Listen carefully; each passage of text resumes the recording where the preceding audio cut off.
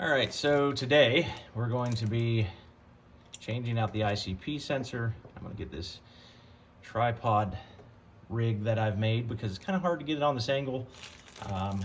So I pretty much have a selfie stick jammed down in the truck right now to hold it in place.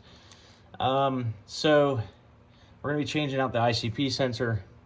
Two things you're going to have to do. I already did it before I started videoing, is just pull this wire loom up out the way so you can get your 5/8 inch open end wrench back there.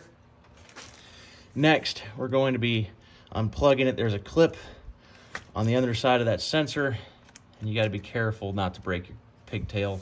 If you do, you can buy a new one, of course, but it's unnecessary if you can help it. So we're going to be pulling out the old ICP with a 5/8 inch open end wrench, and what we're going to do is go behind here, behind your AC compressor, and you're going to get down in there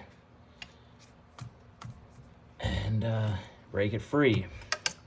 Sometimes you're going to have to use your trusty little crowbar and put it between the actual, let me pick this up some, go between the actual wrench and the AC compressor.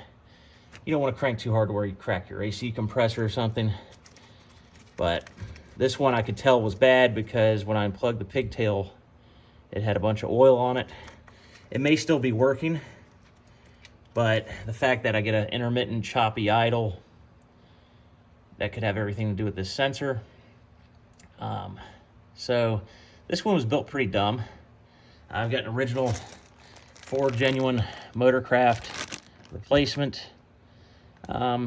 Whether it's Ford or Motorcraft, I'm pretty sure if Motorcraft's the same thing, but this is the part number. I got this off of Riff Raff Diesel. It was $117. One thing I can see already that I like about it is the fact they did away with that stupid access issue to where you can put an open end, deep well socket over this and turn it off. And this looks like a 3/4 inch, maybe a 7/8. But make sure your O-ring is on, and on the old one, make sure your O-ring is still on, and it is. It's just gummed up looking, but it's on there. So here's the new sensor. Hopefully this will be worth the $117 I spent. Changed the IPR sensor, and it made a huge deal. And I think it's also a valve. But this truck would not hot restart. It would fire up reasonably well when it was cold. It would stay running. But if you went to shut it off to go into a store, you're going to be spraying some of that Cosby sauce into the intake to get it to start. So that one may be a deep well. I don't know who the engineer was that made this socket, but that's a big fail right there. So around what I've got, I might have to go grab another deep well. Yeah, that's not gonna work. Bear with me a second. I've got more tools than I know what to do with, especially after that hoarder's house I cleaned out. We filled 2 5-gallon buckets with sockets, and half of them are Snap-on, so lucky day. But one day I'll get something to organize all this stuff. Hopefully I have a socket that'll actually do this. If not, I'll just use a bigger open end wrench. Grab some of those real quick while I'm at it. And I do have a 7/8. And I even have a 15/16. So I'm just going to skip to that because honestly, I don't care as long as it gets it in there and it's tight. It's all that matters to me. So I don't think it's going to be the 7/8. Very well might be the 15/16. It'd be kind of cool if they put on the packaging exactly what sized, socket that it takes. It took the guesswork out of it. But what's the fun in that, right? So it looks like it's going to be the 15/16.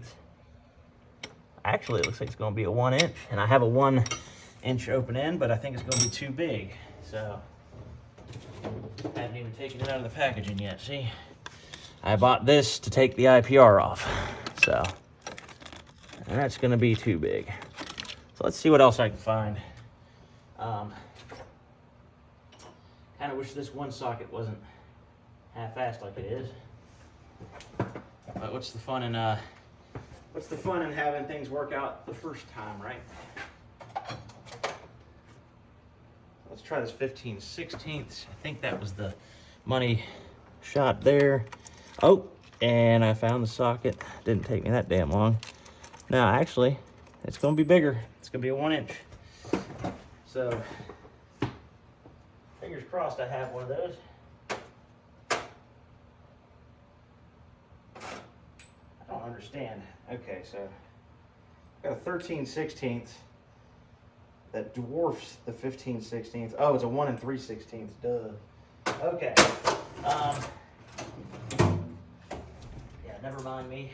Anyway,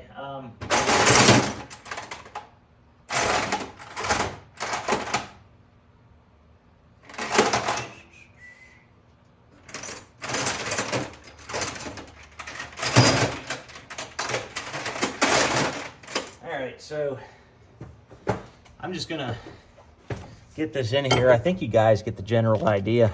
I don't think it's exactly rocket surgery here, but so I'm just gonna end up tightening this up with, I believe, a 1 inch socket, and I'm going to put this back on and push this back down. And that is literally it. So sorry I couldn't show you, the exact part where I tighten it all the way in, but you get what you get. Thanks for watching, like, and subscribe.